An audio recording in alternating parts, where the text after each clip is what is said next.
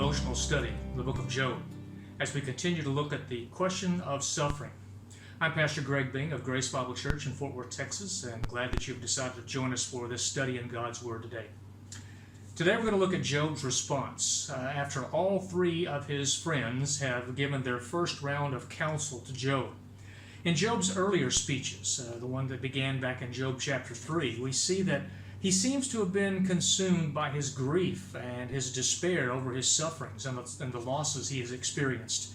And sometimes it was difficult to follow what he was saying. There was sometimes a little bit incoherent what he was saying, a little bit of confusion of mind that was reflected in his words as he grieved over his loss and pain. He was upset, I think, at the criticism his friends were giving him. And he was perplexed to not know from God why this had happened. In this speech, Job seems to be a little bit more confident, under control a little bit more, as he addresses, number one, his friends. Job chapter 12, verse 1 through chapter 13, the middle of the chapter, he's talking to his friends concerning their criticism and their condemnation of him. Beginning in middle of chapter 13 and through chapter 14, Job turns and appeals to God and gives his arguments and his reason to God. So we're going to look in this lesson at the address of Job to his three friends. And we begin in Job chapter 12, verse 2, where it says, "No doubt," he says, "you are the people, and wisdom will die with you." You see, now, Job's three friends had spoken derisively to Job, every one of them. And they basically assumed that they were superior to him. You could hear it in their voices. You could see that they thought they were morally superior, intellectually superior, and spiritually superior. Zophar even referred to him as an empty-headed man, compared to him to a wild donkey's colt, a stubborn and an ignorant creature. And this primarily because Job maintained his innocence, his righteousness, in the face of what they believed was an obvious judgment from God, Job's sufferings. If we look at verse 2, what he's saying is, he says, and you can hear the sarcasm in Job's voice as he says, "No doubt you are the people. You alone are the ones that matter in this world. And when you die, wisdom's going to die with you because you alone are wise." Very sarcastic words. And then Job asserts in verse 3, he says, "But I have understanding. I have a mind that God has given me that I can reason. I have a heart to know these things." He says, "I have understanding as well as you." He says, "I am not inferior to you." Job certainly didn't believe he was inferior to them in any way. He says, "Indeed," he says, "who does not know such things as these?" He says, "The things that you've talked to me about, especially about God, are things that everybody knows." There was nothing particularly deep or insightful in their wisdom or their counsel to Job about what God is doing.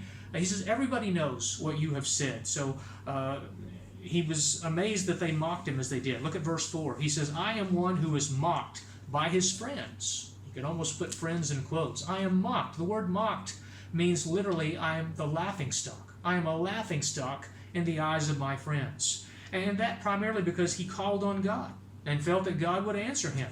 He says, and he considered himself to be just and blameless. And I who am just and blameless, he says, is one who is ridiculed. Same word, a laughing stock. In verses in fact 6 through 25, Job expresses his understanding of God. He's listened to his friend's explanation of how God works. Now he's going to give his understanding about God's wisdom, about God's power, or the ways that God works in the world. Job's not critical of God. He has not lost his faith or his reverence for God.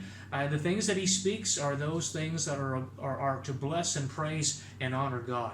In verse 6, he says this. He points out to his friends, he says that your theology is not accurate. It's incomplete. He tells them the tents of robbers prosper, and those who provoke God are secure in what God provides by his hand.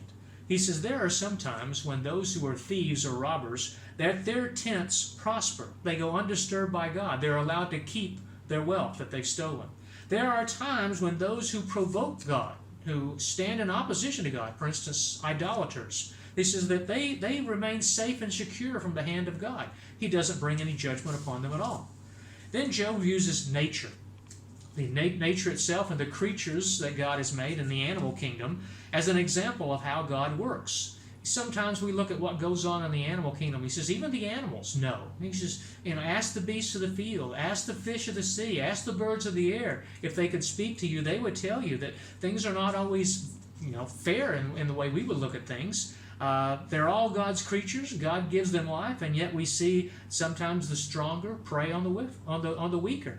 Sometimes we see suffering. In fact, oftentimes we see suffering and death in the animal kingdom, all by the hand of God in doing those things. In verse 12, Job's friends have asserted that wisdom and understanding are the result of age. Those who have length of days have grown by experience to become more and more wise. In fact, that's what they believe about themselves.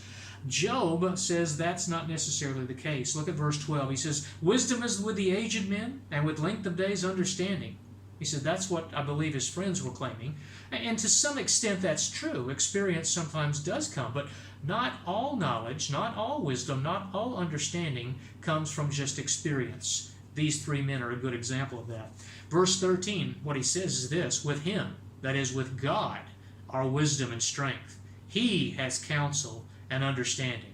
And he goes on to say in verses 14 and 15 that God's power is something that no one can stop, that no one can undo.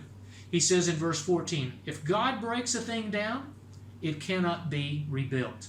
If he imprisons a man, there can be no release. If he withholds the waters, they dry up. Sometimes there's drought caused by God. If he sends waters out, they overwhelm the earth. Sometimes there's not just drought, sometimes there's a deluge, there's flood. God does all of that, and no one can undo it. No one can stop it. No one can undo it. And he says it not only affects the creation, not only affects nature and the animal kingdom, but it affects men as well. And men from all stations of life, whether they be kings or princes or mighty men, whether they be poor, whether they be workers, whoever they might be, whether they be wicked or whether they be righteous, it affects them all. It even affects nations and kingdoms. For instance, in verse 17, he says this, he leads counselors away, plundered. He takes away from men who are supposed to give counsel and wise advice. He makes fools of the judges. It's almost like Job has these three friends in mind when he makes that statement.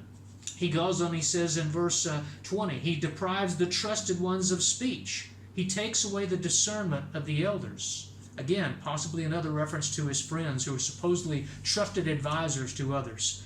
And then in verse 23, he says this, he makes nations great and he destroys them. There are some nations raised to greatness, there are others who are destroyed. He says he enlarges nations. Sometimes nations grow and become more and more powerful. Some, it says, he guides them. That expression, guides them, means literally leads them away. Probably a reference to leading away into captivity. So that's what God does in the lives of men, in the lives of kings, in the lives of nations. He has control and no one can stop it. In verse 24, in verse 25, he makes a couple of statements which I think probably he has his own situation in mind. He says he takes away the understanding of the chiefs of the people of the earth. The word chief speaks of those who are in leadership positions, those who are looked to as leaders. I think Job was probably that in his community, certainly in his family. And so he says sometimes God takes away understanding. I feel like that Job thinks God has taken away his understanding of why all of this is happening in his life. He says he makes them wander in a pathless wilderness, a wilderness where the way is not known. Verse 25, he says they grope in the dark without light, and he makes them stagger like a drunken man. I think that's what Job felt like. He was groping in the dark to find answers to why he was suffering. He doesn't believe it's like his friends have reasoned, that it's because he's sinful, because he knows of no sin in his life that would cause that.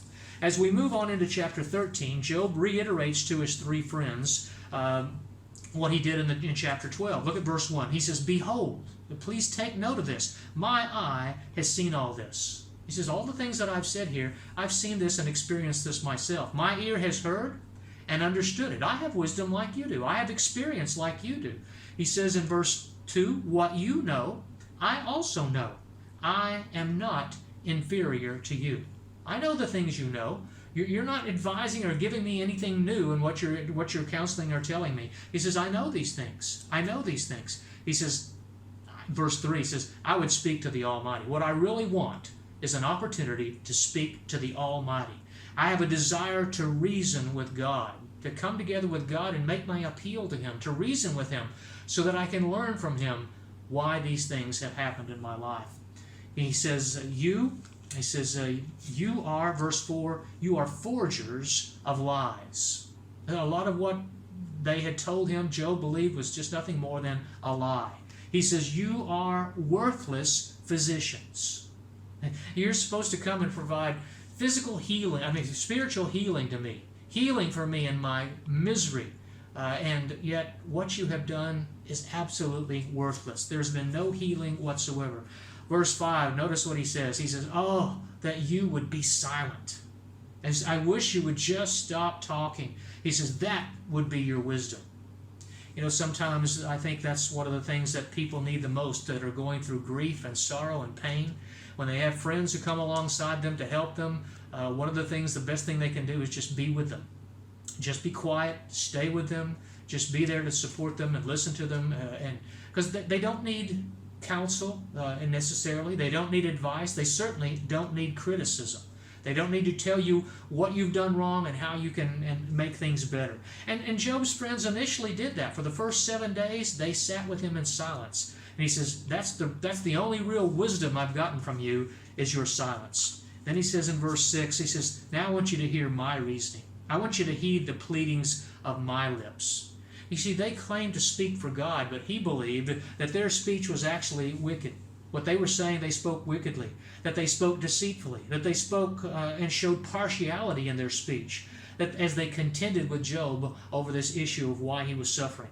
So Job questioned them, and he asked them, he says, when God searches you out, do you think you're going to be well? He says, are you going to stand up when you have to answer to God for what you've said to me?